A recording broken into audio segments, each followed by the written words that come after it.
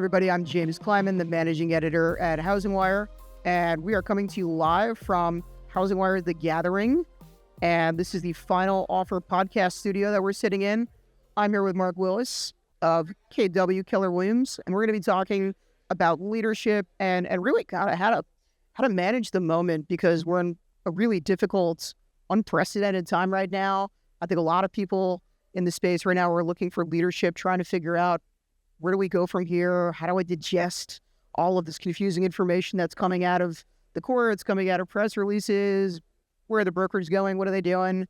And so I wanted to ask you, I guess, first is, what is leadership in your view, given all of these big changes that are still in many ways yet to come? How do you navigate that as the leader of a massive real estate brokerage? Well, I think, first of all, thank you, James. I appreciate the context. I think it's a very important question for right now. I think that we have to first define what leadership is.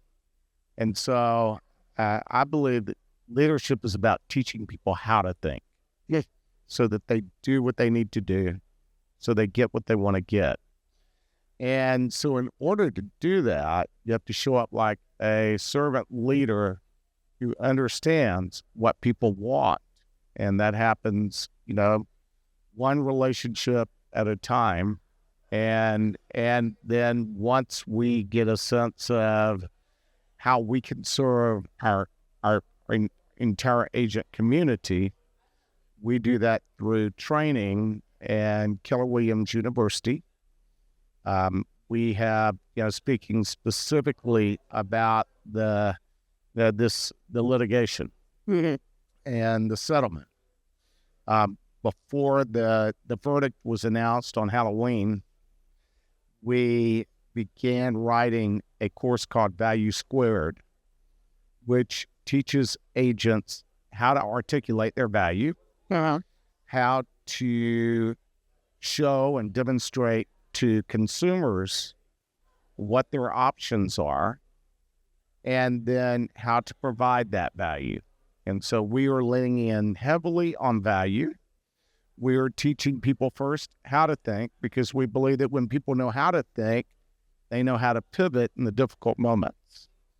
And our Keller Williams University is a robust curriculum for all levels: leadership, sales, agents that are building teams, agents that are building large expansion teams. We try to address every community, and we are making sure that we are on the leading edge of training. We also have a technology platform. We own proprietary technology. To my knowledge, we're the only real estate franchisor that owns its own proprietary platform for an agent to use in building their business. And it gives us the data, because the data is rich. Sure. And we have the value of not only having access to that data, but being true to who we are, because we're a company that puts agents first in everything we do. And we are a company that serves the agents, protecting the agent's data by having proprietary technology. How much does the training cover? There are so many scenarios that I think are possible now, and a lot of questions that I think are probably going to be coming from consumers, especially regarding the buy side, right, and the value proposition there. Could you speak a little bit more to the training and what kind of scenarios does it provide for? How do you train people to think when there are just so many unknowns? Well, first of all, it's about sitting down with a seller and also sitting down with a buyer and explaining to them how this industry works, what their options are, and, in terms of the level of service that the consumer requires or wants. And so we've gone into slowing down the process of an agent being able to explain what the options are and how to articulate every step so that buyers and sellers can make intelligent decisions. And I imagine transparency is a big part of that, right? And then that was kind of central to the case that we're referencing here, right? Sitzer Burnett. Well, that's a great point, James. I've been in the industry quite a while, and I was just saying this is my 40th year in the real estate industry, my 38th year in leadership, and I was around in 2005 when Trulia came out and Zillow got launched. Yeah, sure. And I'm sure you can recall when that level of transparency came out, there was a mindset among a bunch of realtors that the sky was falling because all of our data that had been protected through MLS. I mean, I started when we had MLS books and a TI Silent 700 terminal in our offices. Yeah. And, we thought that the book was our gold. But when all that information became transparent as to what was on the market, our industry thrived. We literally did better than we'd ever done before in a transparent environment. And I think the opportunity ahead of us is every bit as great as the opportunity behind us. I think for good agents, real professionals who know their value, who know how to serve clients, who have, as you have, a servant leader mindset, who take the same approach to their client base, I think there's a lot of opportunity ahead. However, there are a lot of agents in the U.S. that don't provide that kind of value, and I do think they do bring down sort of a larger reputation, and it makes me wonder, how do you separate kind of the good from maybe those who don't have the professional mindset? Well, I mean, when we look at the complaints that the plaintiffs were making in the Sitzer Burnett litigation, that there were really two core issues. One was transparency of buyer agent commissions. Mm-hmm. Transparency in terms of buyers and for sure sellers understanding how buyers agents got paid. Yeah. And the second one was the concept of having sellers determine what the buyer's agent got paid. They wanted that to be between the buyer and the buyer's agent. Right. And I think that, with respect to that, we are teaching our agents to function as fiduciaries representing the best interest of the people they serve. And we distinguish fiduciary from functionary. Functionary being the things like many of the things that I think AI we see being able to accomplish on an increasing basis. We are teaching how to be a true fiduciary to the people that you represent, providing a meaningful service. I mean, we help people buy homes and we help people sell homes, and we do that for a reasonable fee. And now that transparency of the fee, I think it's a good thing for the industry.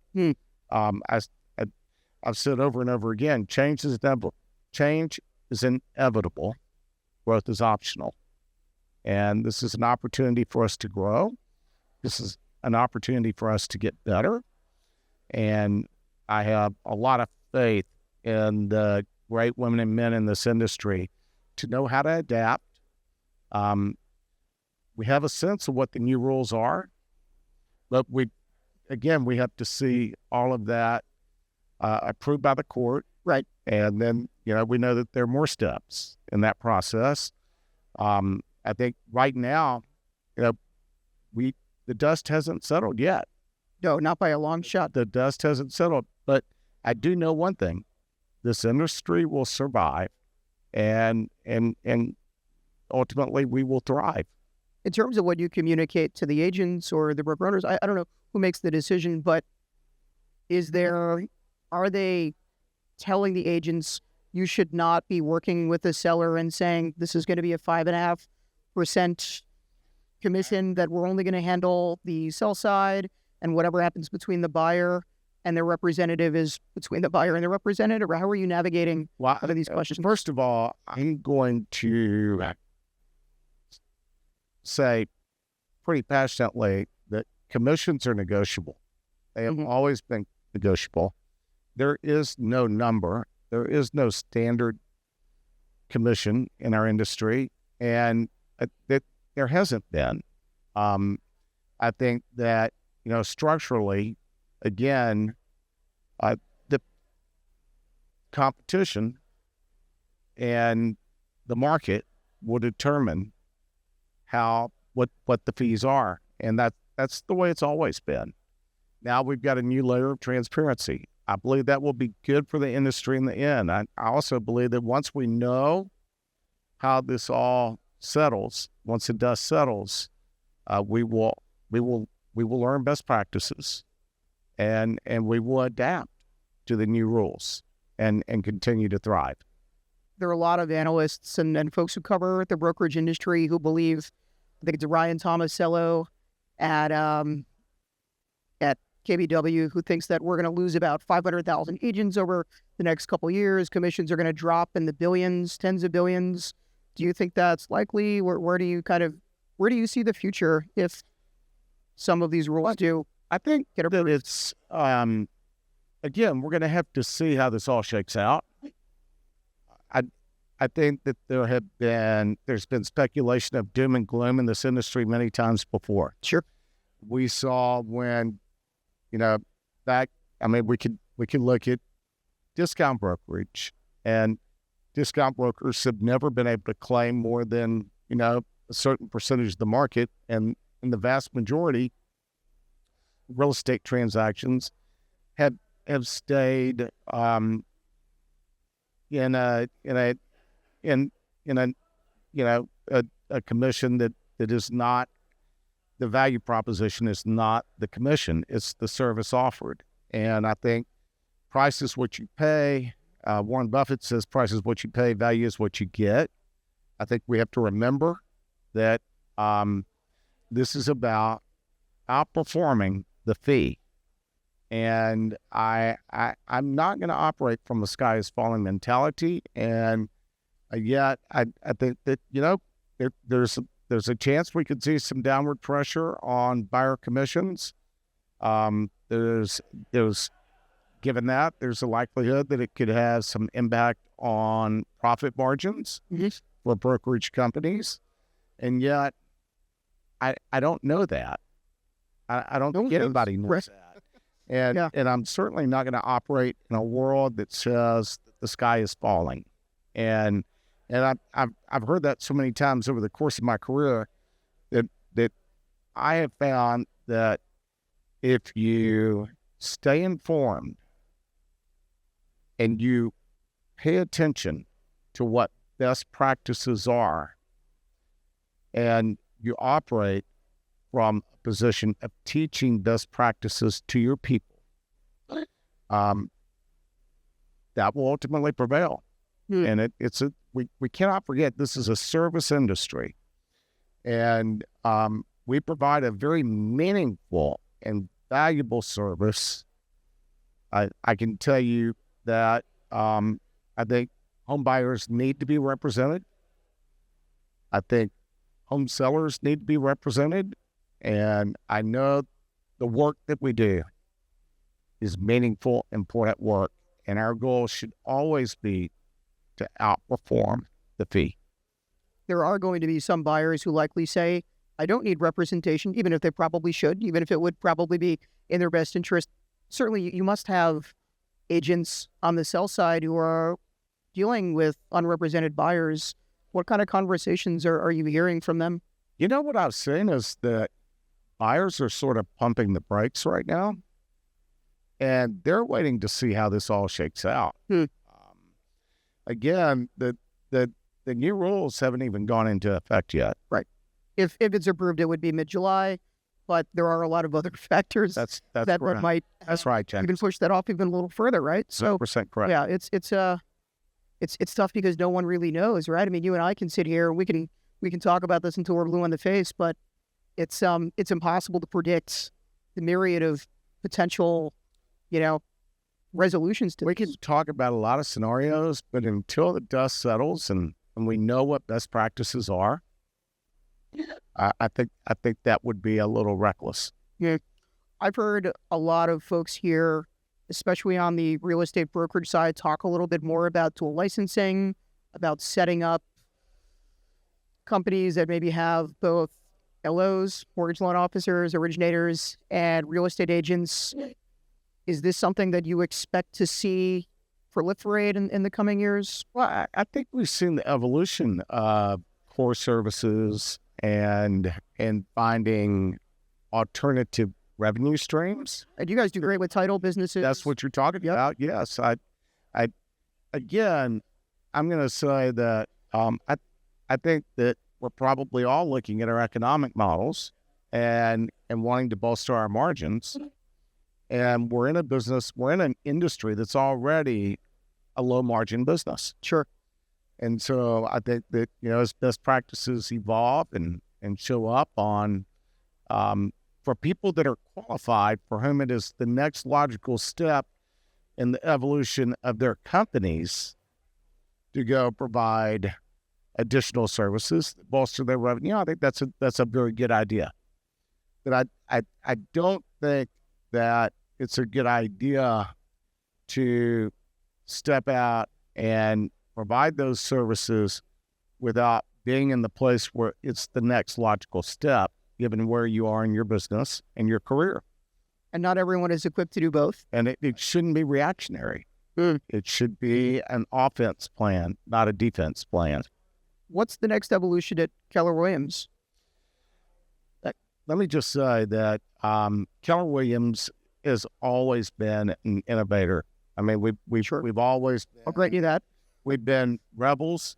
We've been pioneers. We're kind of the. It's funny. Today we're going into our 41st year, and I can remember when we were Keller Who, and was a big part of driving the growth when we were Keller Who, and we have always won by innovating, and I think we've proven that with our Command CRM platform for agents building a career, a great business. And I think we have done that through our training and education. And you can see that we've got podcast of millionaire real estate agents. We are teaching. And again, at our heart and soul, we're a training and consulting company. And we're focused on helping our people build careers worth having, businesses worth owning, aimed at lives worth living, experiences worth giving, and legacies worth leaving.